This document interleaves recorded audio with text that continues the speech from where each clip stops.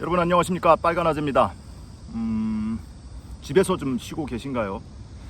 이번 주말에는 야외 활동 최대한 자제하고 지인들과의 모임 최대한 지양하고 그러면서 집에서 좀 쉬셨으면 하는 바람을 전해드린 바가 있고, 저 역시도 계속 집에 있었습니다. 집에 있다가 너무 답답한 거예요.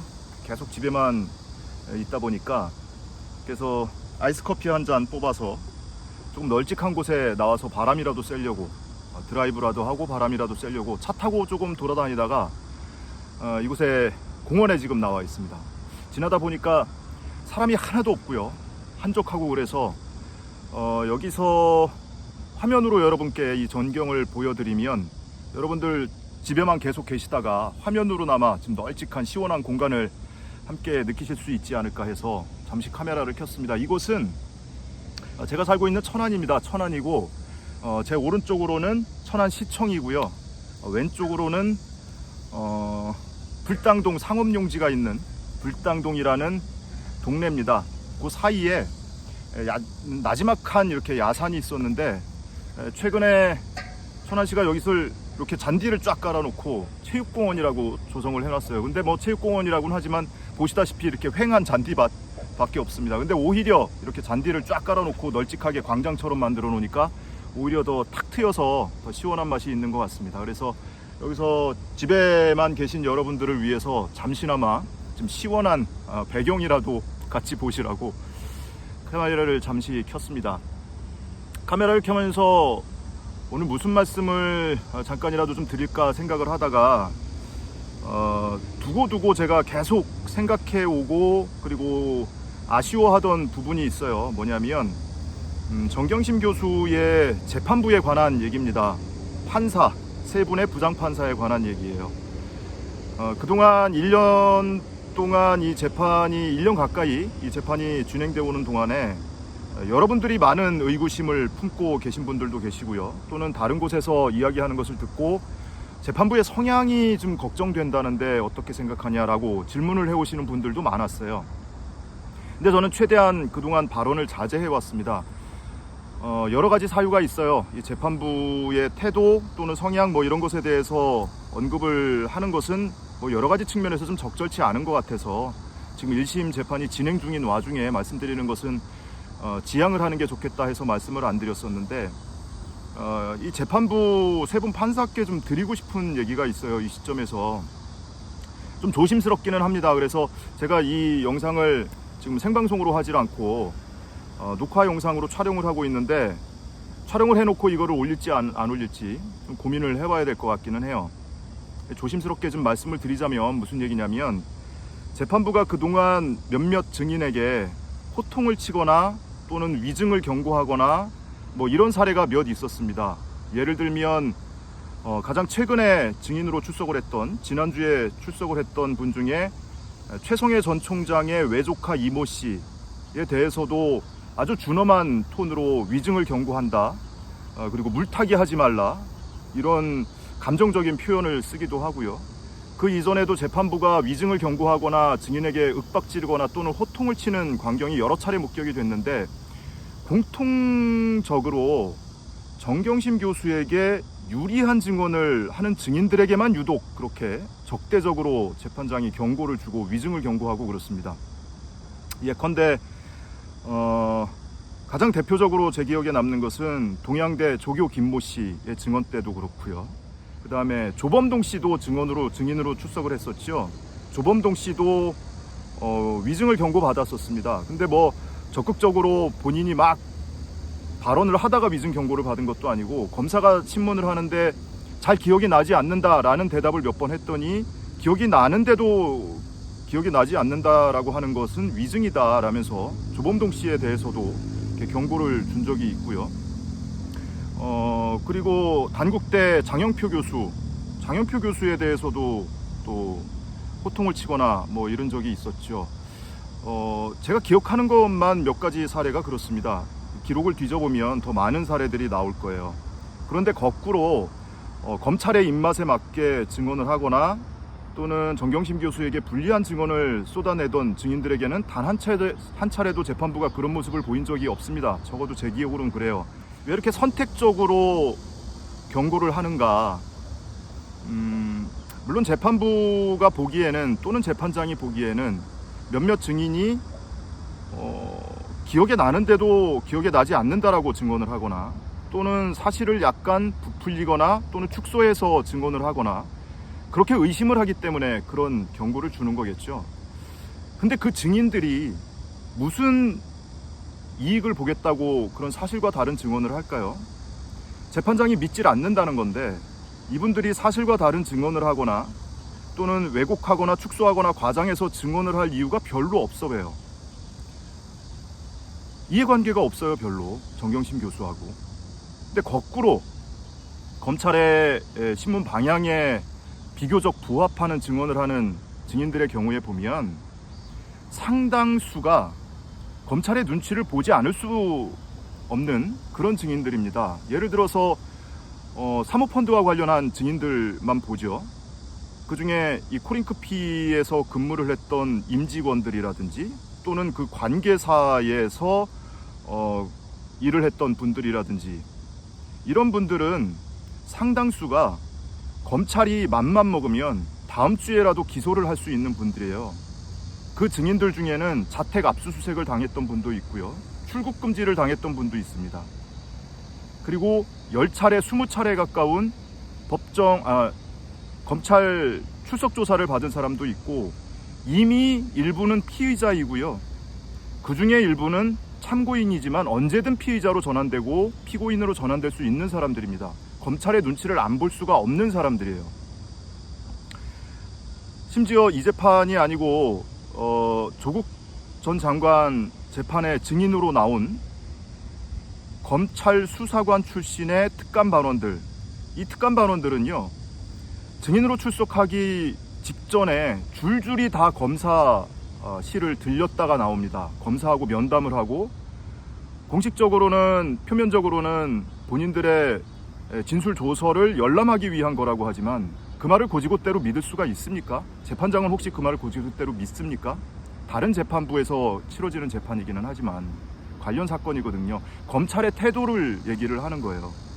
사모펀드뿐만 아니고 입시와 관련된 혐의도 그렇습니다. 지금 정경심 교수가 기소되어 있는 입시 관련 혐의의 상당 부분이 인턴 증명서 또는 체험활동 증명서를 위조했다 또는 내용이 허위다 이런 거거든요.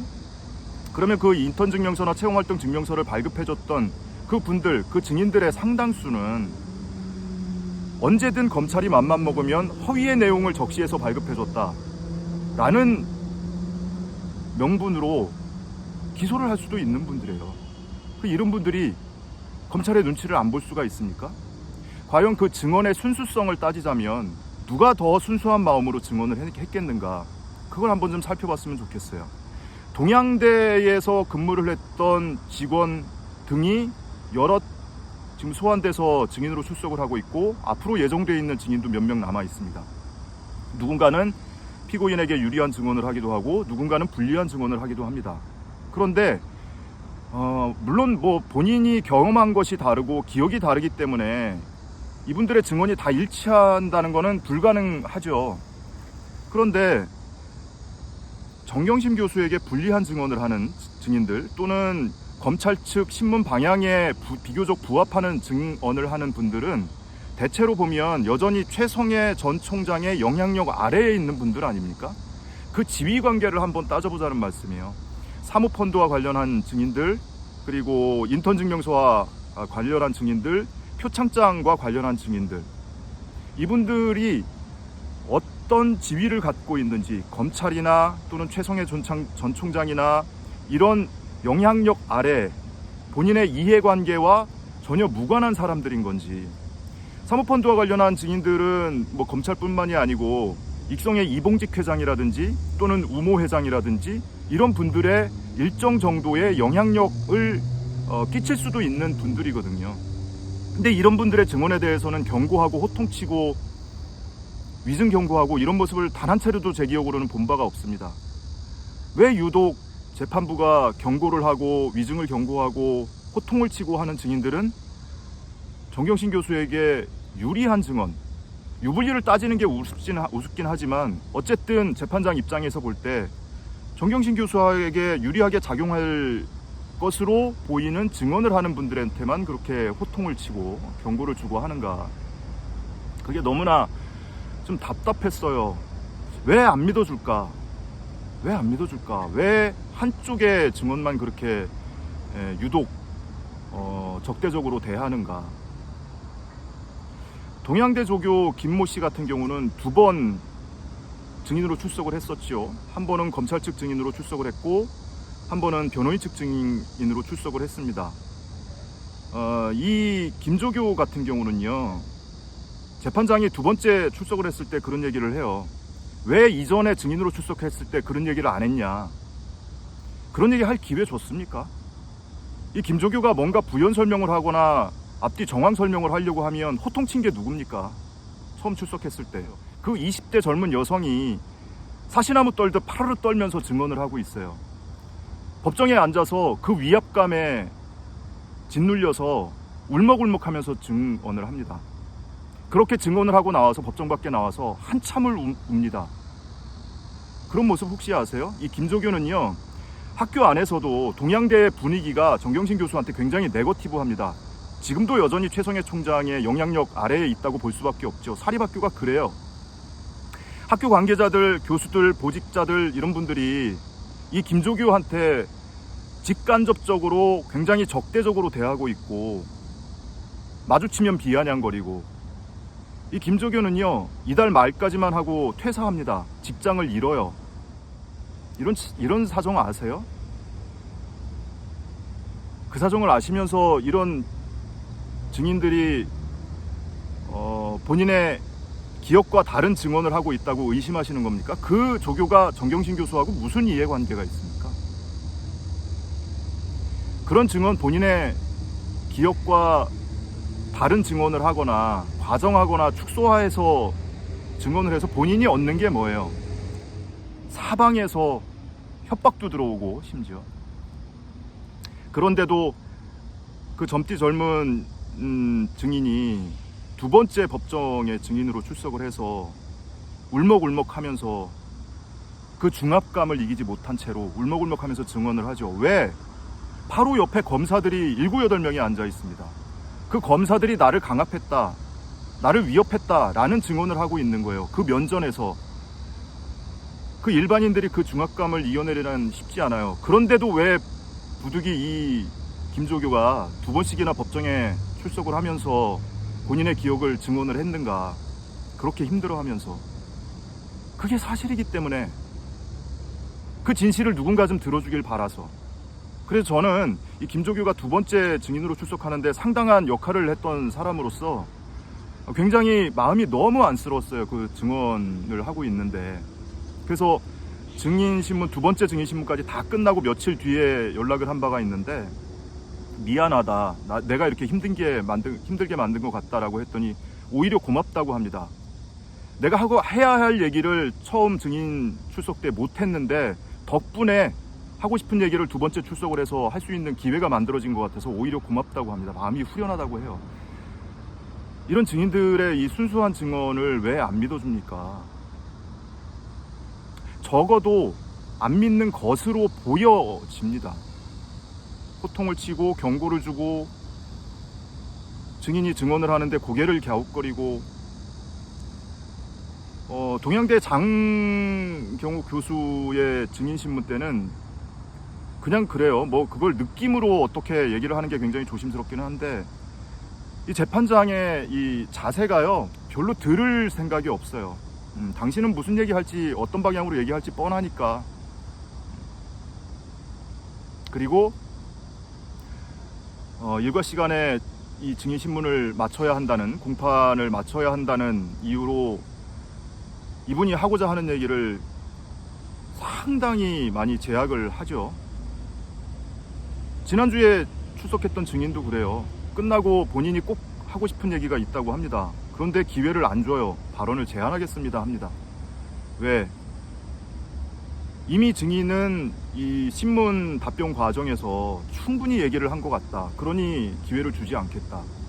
근데 지금까지 증인신문 과정에서 보면요, 재판장이 오히려 더 적극적으로 마지막에 증인들에게 먼저 선제적으로 혹시 하고 싶은 얘기 있으면 하셔라, 이렇게 기회를 준 증인도 여럿 있었습니다. 그런데 왜 그런 기회마저 안 주려고 합니까? 왜 선택적으로 적용합니까? 물론 말미에 그러고 나서 너무 매몰찬 것 같다라면서 다시 발언 기회를 줍니다. 이 증인이 한 발언은, 기회를 얻어서 한 발언은 무슨 대단히 뭐 누구에게 유불리한 신문을 한 건 아니에요. 답변을 한 건 아니에요. 그냥 본인 입장에서 본인이 답답했던 바를 이야기한 것에 지나지 않아요. 그래서 뭐 일각에서는 재판장이 좀 편파적인 것 아니냐, 재판부가 편파적인 거 아니냐, 또는 누구누구 판사가 뭐 성향이 좀 그렇지 않느냐, 뭐 이런 비판의 목소리가 나오기 시작하는데요.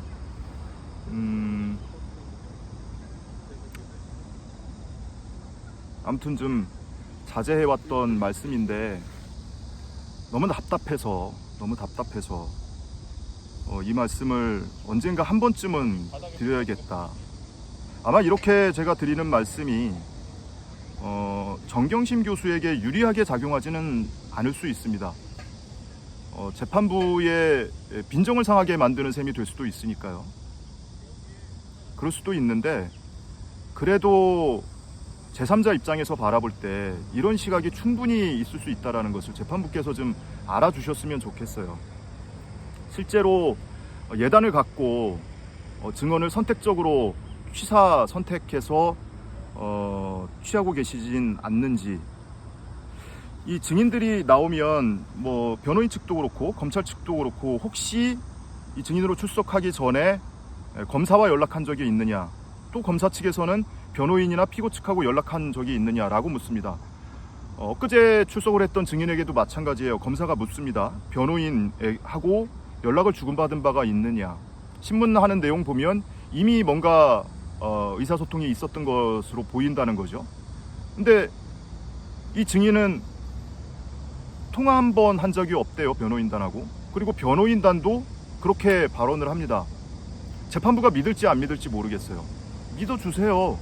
만약에 그게 사실이 아니고 이 사람의 무슨 뭐 휴대폰 통화 목록이라도 까서 그게 사실이 아니라는 게 밝혀지면 이분은 위증죄로 처벌을 받을 수 있습니다. 그런데 무슨 이해관계가 있고 무슨 본인이 그런 증언을 해서 부귀영화를 누리겠다고 거기 와서 사실과 다른 증언을 하겠습니까? 동양대 김모 조교도 마찬가지예요.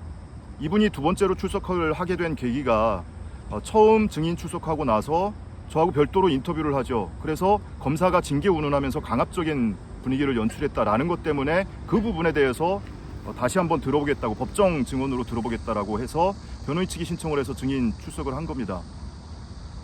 저도요. 저는 피고도 아니고 변호인단도 아니에요.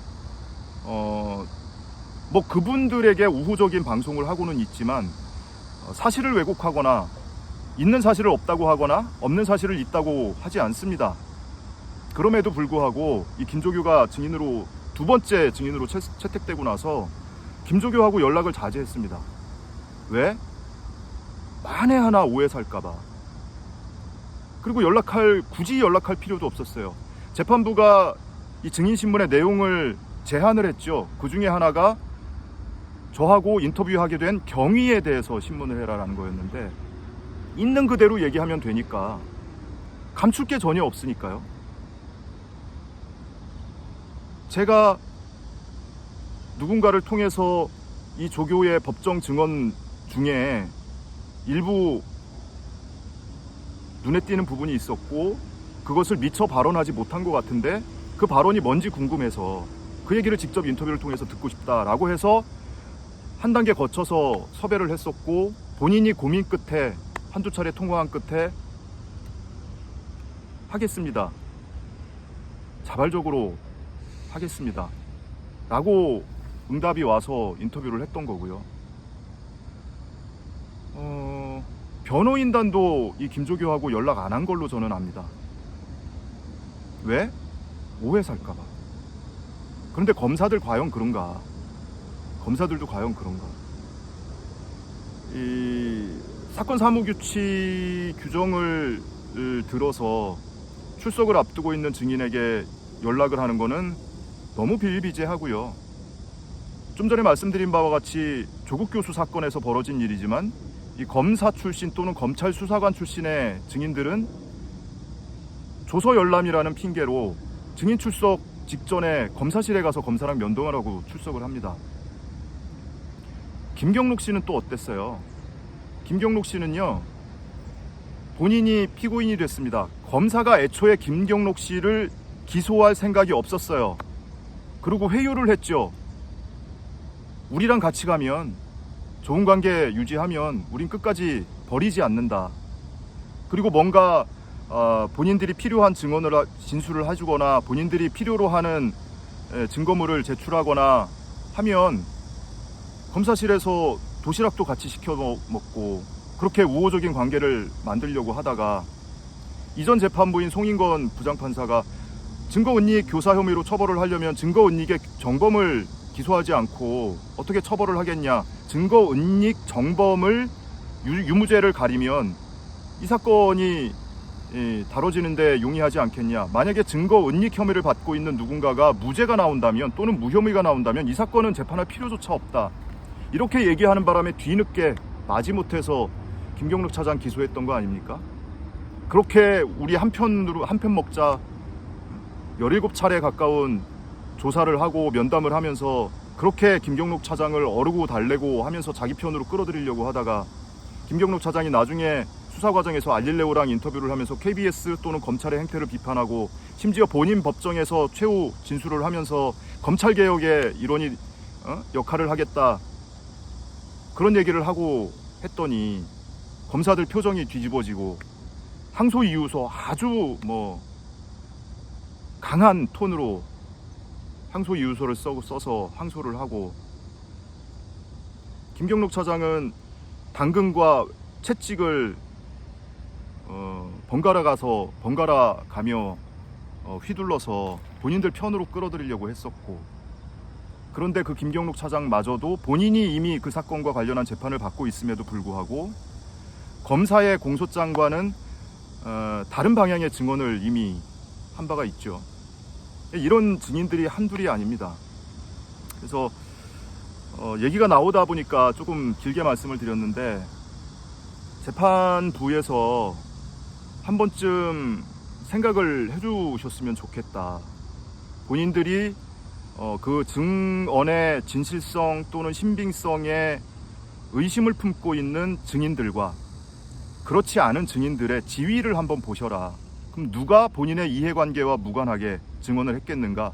그리고 누가 조금 더 순수한 위치에서 증언을 했겠는가? 검사로부터 압박을 받고 있지는 않은가? 또는 어떤 본인의 이 사회생활과 관련한 영향력 있는 누군가로부터 압박을 받지는 않는가? 어느 쪽이 과연 그런가를 한 번쯤 생각을 해보셨으면 좋겠습니다. 물론 재판 결과야 재판부의 법과 양심에 따른 결론이죠. 그래서 전면 무죄가 나올지 또는 일부 무죄 일부 유죄가 나올지 그거는 누구도 예단할 수가 없습니다. 저조차도 알 수 없죠. 재판부마저도 지금 결론을 알 수 없다고 봐야 맞는 거죠. 왜냐하면 모든 신문과 조사가 끝난 다음에 결론을 내는 게 재판부의 바람직한 태도니까요. 오히려 지금 결론을 갖고 있다면 그것이 바로 예단인 것이다. 그런 차원에서 보면 어떤 결론을 내릴지는 알 수는 없지만 조금 더 어떤 결론이 나오거나 또는 일부라도 유죄가 나올 경우에 피고 측이 덜 억울하게 그렇게 조금 더 객관적이고 중립적으로 보일 수 있게 해주셨으면 어떨까 하는 아쉬움이 있어서 감히 재판부께 이렇게 한번 호소를 드려봅니다. 누가 더 순수하게 증언을 했겠는가? 지금 제가 조금 전에 이 잔디밭 공원에 올라올 때는 햇볕은 이렇게 따갑지는 않았는데 그새 햇볕이 굉장히 좀 따가워졌네요. 날씨가 확 개서 뽀송뽀송한 날씨가 되고 있습니다. 내용은 좀 무거운 내용이지만 뒤에 배경이라도 여러분 확 트인 곳에서 집안에 계시기만 하는 분들께 좀 답답한 그 시야를 좀 터드리는 방송이었으면 합니다. 더 긴 얘기를 드리면 제가 불필요한 얘기까지 드릴 것 같아서 여기서 끊겠습니다. 여러분 고맙습니다.